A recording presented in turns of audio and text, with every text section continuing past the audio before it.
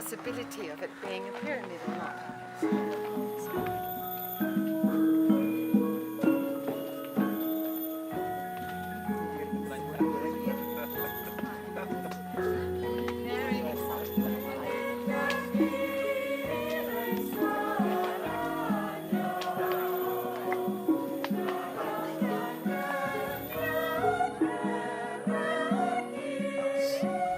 We're now in central Java, in a pretty rugged terrain, and it's taken us 5 hours to get here to visit this site.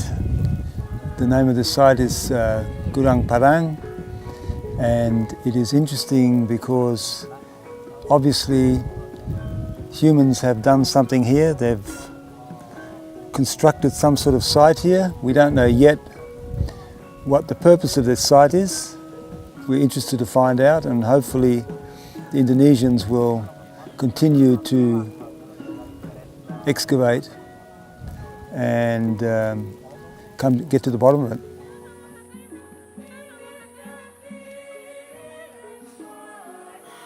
In the east side that mountain, there is many terrace from stone and also from ground or earth, yeah.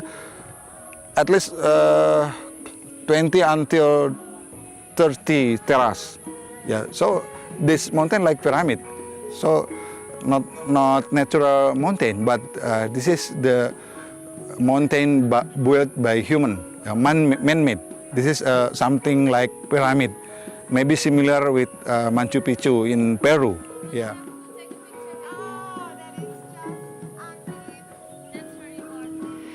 We came to Gunung Padang because we had heard about this mountain, that the possibility of it being a step pyramid, and we needed to validate the reality of this mountain, because if this place truly is man-made and this really is a step pyramid, then it has some significance against what we are doing ourselves.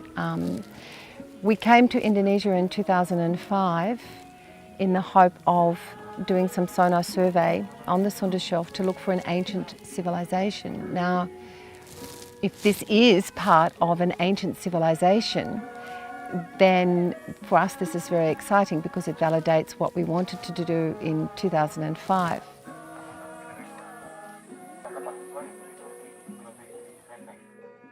I believe the scientific evidence. I believe that what Mr. Andi and Dr. Dani Hilman and also Dr. Andang Bahtiar, the geolog and archaeologist Dr. Ali Akbar, they have do research here at least for 3 or 4 years, yeah, and they have do a coring bore, yeah, and they do geoelectric. They do georadar also, geoelectricity radar, and also tomography seismic, yeah. And they found that beyond or inside this building or that mountain, like pyramidal mountain, there is some ancient technology. In the top of the mountain, at the peak of the Gunung Padang, there is something like a man-made, and we try to discover it and we try to research it, and we found that is really man-made. About the stone of that building, I said it is not a mountain because it is some kind of a man-made. I said it, there is a human that can make something like this. It is very needs advanced technology. And I believe that a long time ago, the people knew the advanced technology, how to mix the metal and the stone, how to make some extra hot heat.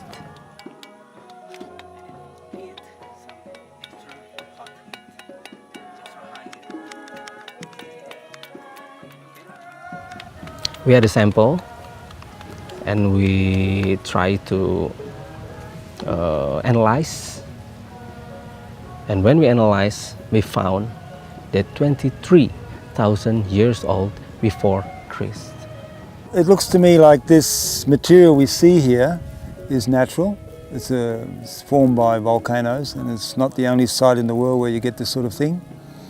Humans at some point in history have found this material and have constructed something here. That's about as much as we know right now. We need to find out when and why they built this, what the purpose of this building is. The whole purpose, while we're interested in this, is to see whether there is something in Indonesia that is older than the Ice Age. That's something that's Ice Age period. This might fit the bill. That would support our theory, which is that Indonesia was the seat of an Ice Age civilization. The Western philosopher from Greek, like Plato and also Hermes, refer their reference to the source of from east, and that is from Nusantara, or what like Egyptians say that their ancestor came from east. That is from Pun. Yeah, Pun is the east from India, or East India. East India, there is Indonesia now. Yeah. Yeah, I can understand that Indonesian people would love to know that their country is the seat of the oldest civilization on earth. You can't blame them for getting a little bit excited about that.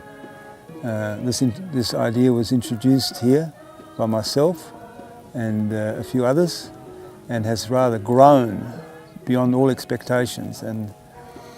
But I do caution not to get too hyped up about it.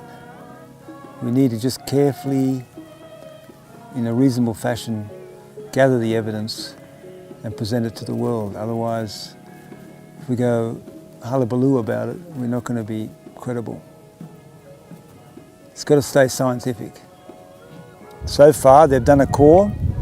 They drilled through the top of this, and they've taken samples from 10 metres and 30 metres, and they've come up with some carbon dates, which are very interesting. But I wonder whether we can take these as face value. I think we need to cross-reference with other things as well. What we do, our research, and also Mr. Dicky research, and also Mr. Andi Arif and Danny Hilman research in the presidential staff, and also Mr. Hans and Rose Berkovan has to do with the maritime research. This is like we work together to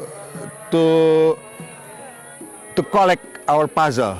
Yeah, the puzzle of our ancient civilization, the puzzle of the remnant of ancient civilization, and we collect together.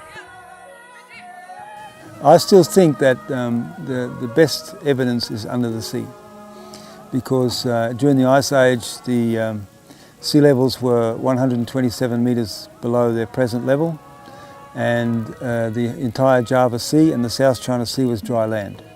And if there was a civilization here, and I believe it was just too prime a piece of real estate for that period. If there is a settlement or a series of settlements, it's probably at the bottom of the Java Sea. So we need to not just do land archaeology, we need to do marine archaeology as well. I've stated this to the Indonesian government, and I'm prepared to come in and help. Hope they will see the benefits, and we can work together and find as quickly as possible some proof that Indonesia is indeed the seat of the first civilization on earth.